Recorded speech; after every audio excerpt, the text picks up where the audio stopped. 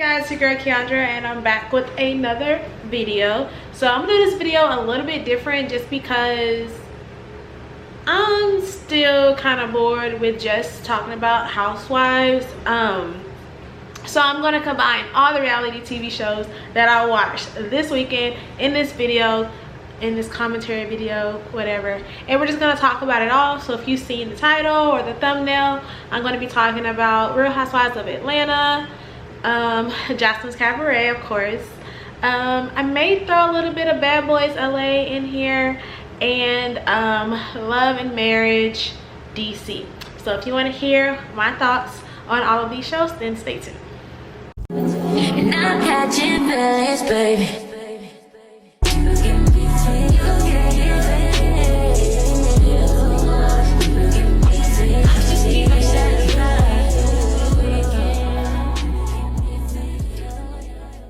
Alright, so let's start with Real Housewives of Atlanta. I will give them this. It is getting a little bit more juicy, but it's just still not giving. At this point, like, you know what gets old to me?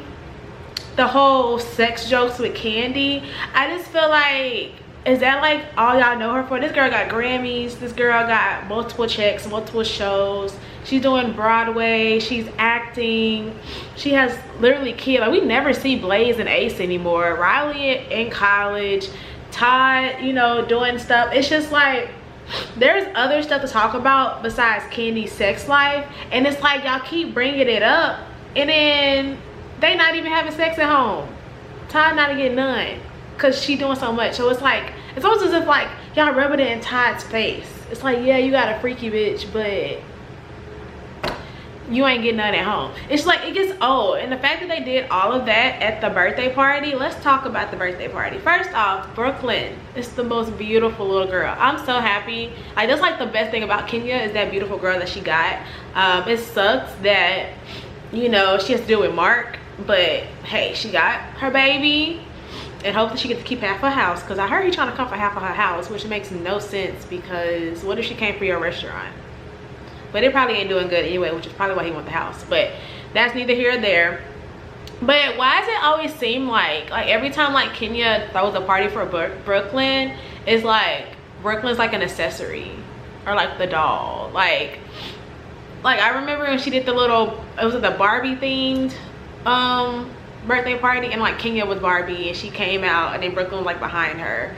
Or now they had the tea party and like Kenya's there inviting all her friends. Half these people ain't even got kids, and then Brooklyn comes like 3 hours later. They walk her in and then she goes to the kid table, and then it's back to Kenya again.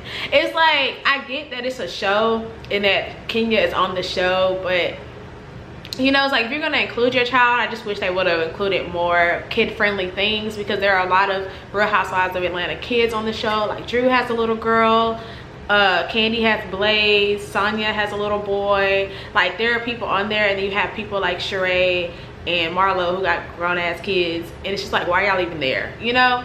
So that was just kind of like, I wish we could have saw like a softer side of Kenya, but instead she wanted to be messy and do this little game at this 3-year-old party, which I would never understand. And then they sit there and act the fool from them white folks. Now, before I get to that part, I am really against inviting non-black people to black spaces, because you get the people like that white lady, this is a kid's party, blah blah. Like, girl, do you not watch Real Housewives of Atlanta? You should have kept your white ass at home. And this is not a race thing. This is just like, things like that happen when you don't pre-warn, you know, your guests, when you invite them places, and then it's like, oh, black people are ghetto, black people. Like, no, they're not. This is just how they act. This is their true colors. This is Real Housewives of Atlanta. This is a reality TV show.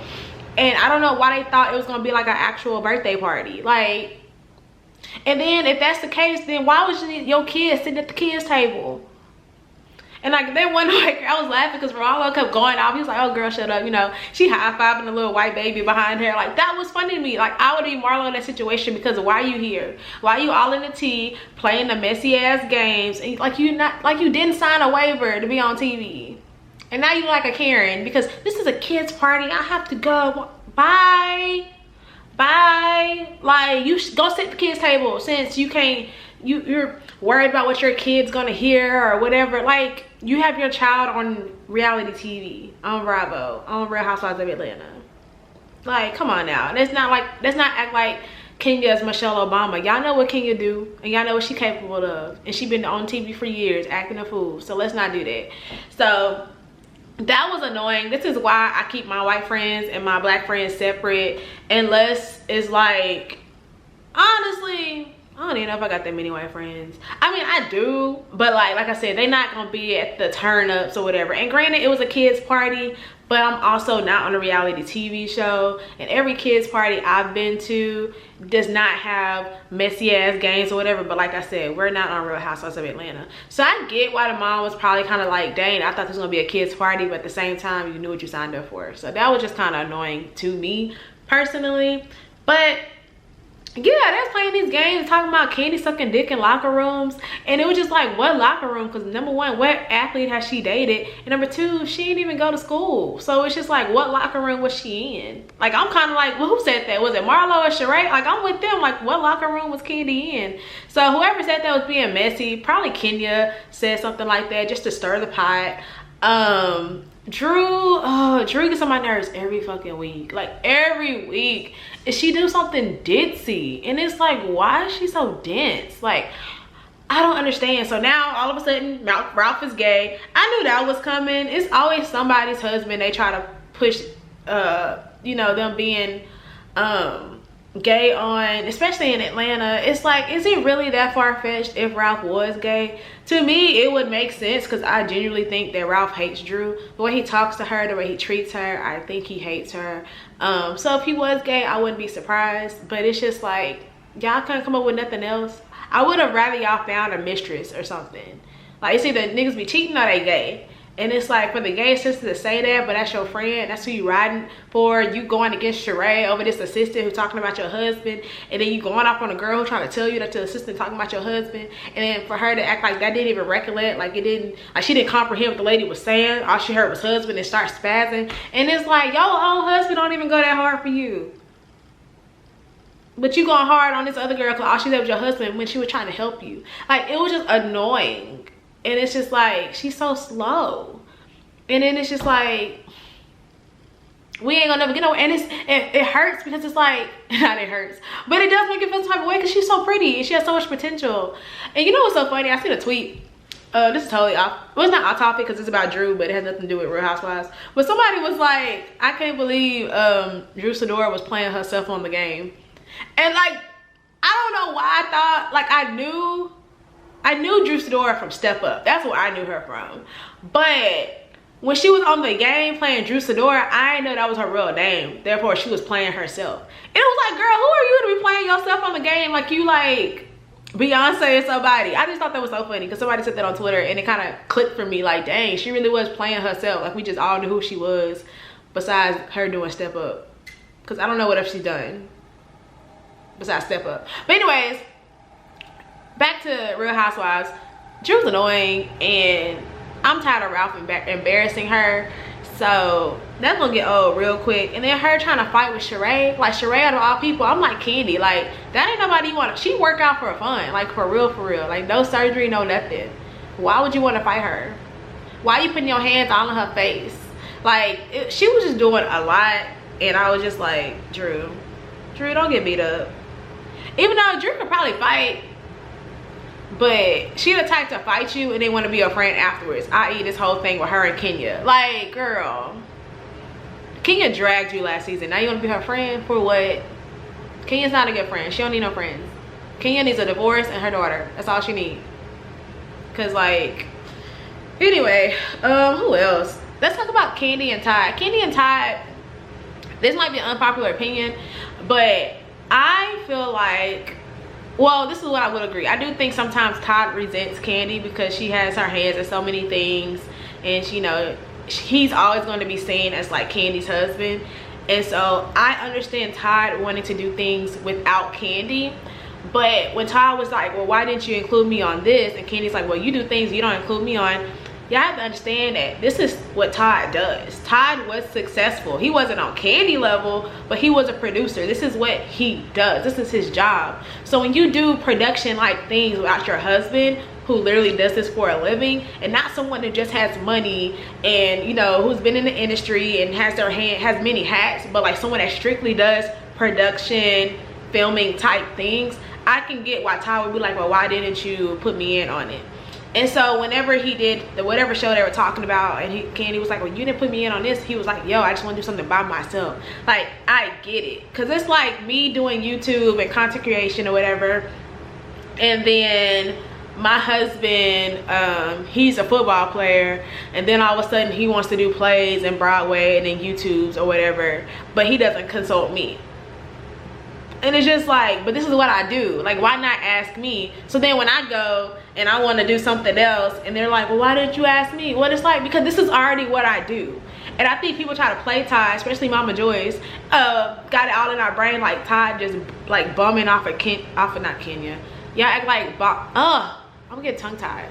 Todd is bumming off of Candy when that's not the case. He just don't have Candy money, but he got money. He had a career. That's where he met her. You know, he's somewhat successful. He was working on Real Housewives of Atlanta.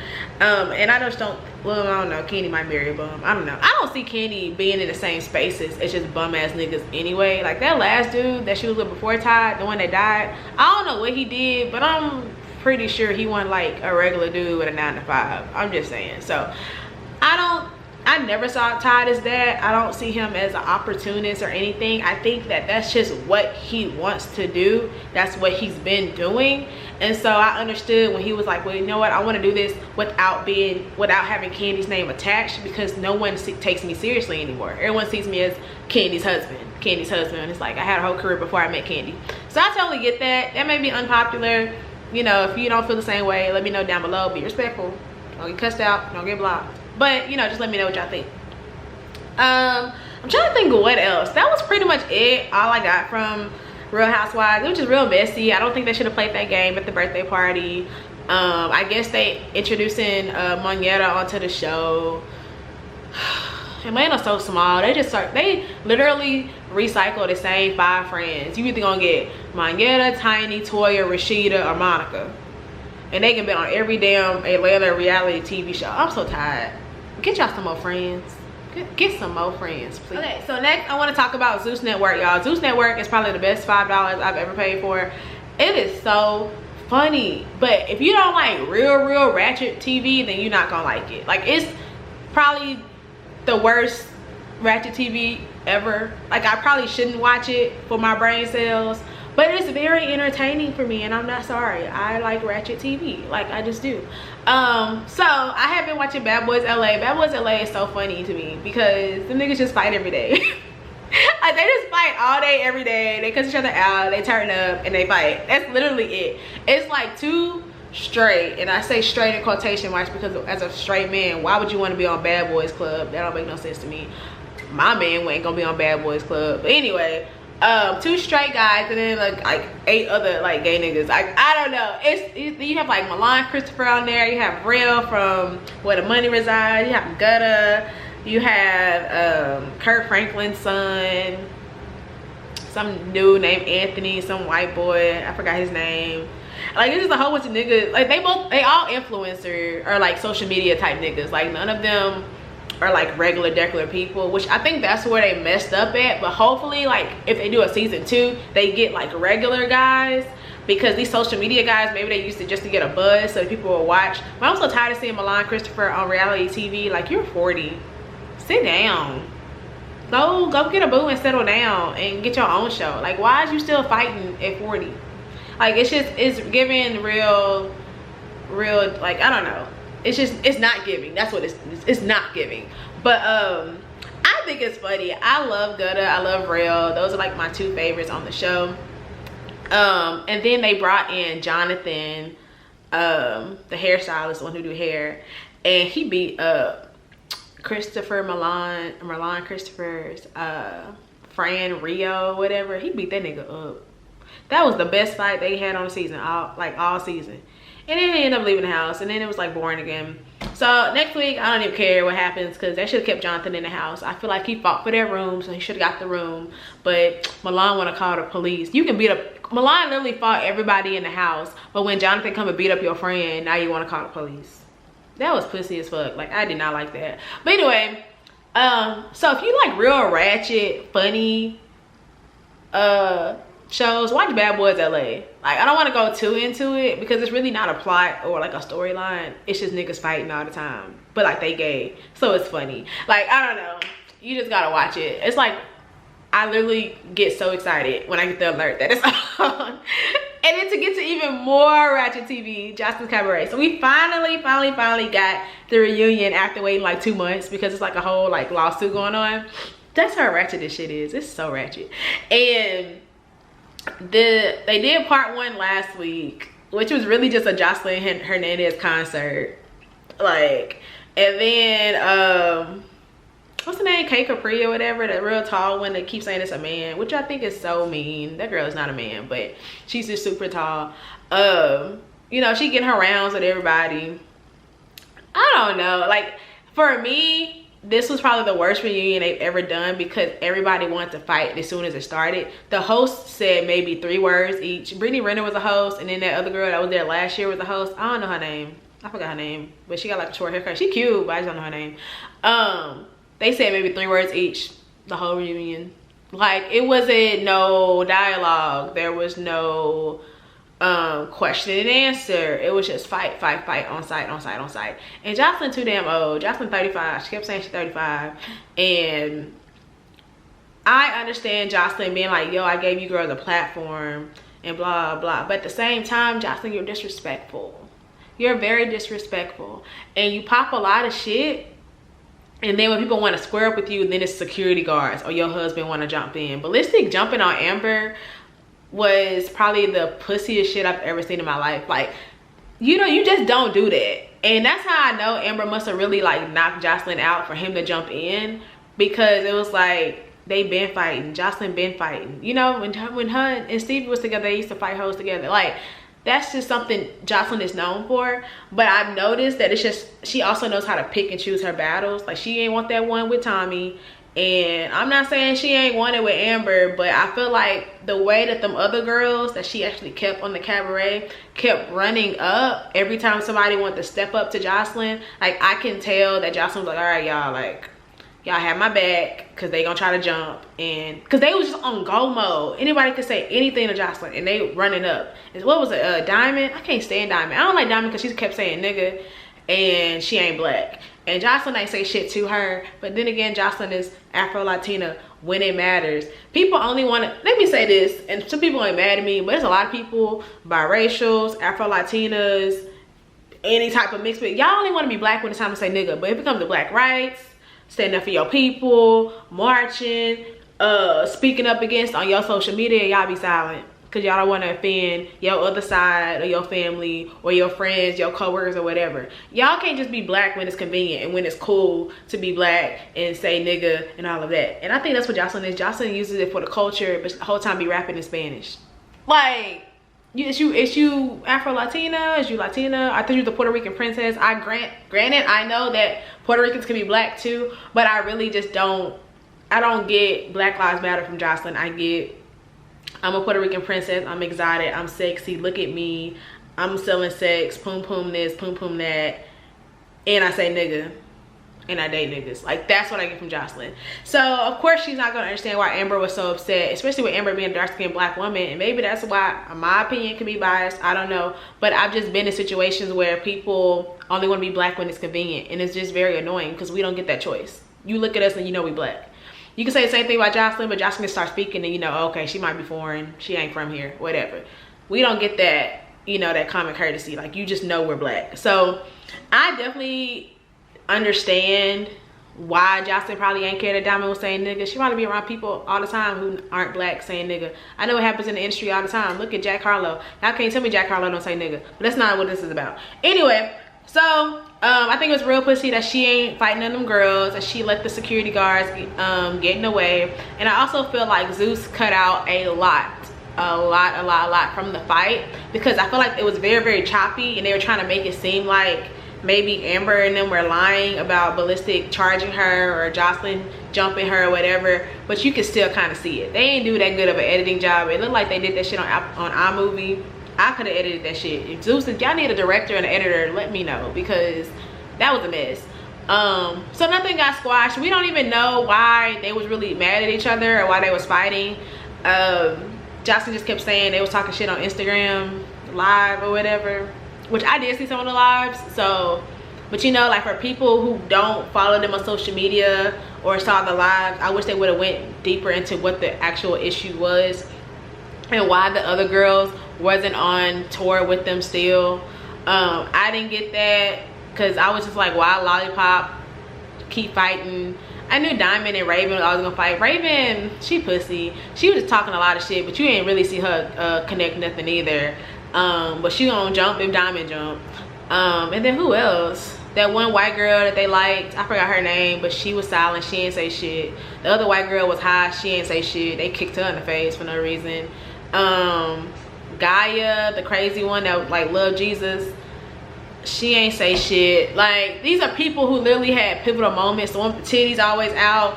These are people, like main characters that was on the show. They didn't get a word in during the reunion because it was cut short because they kept fighting.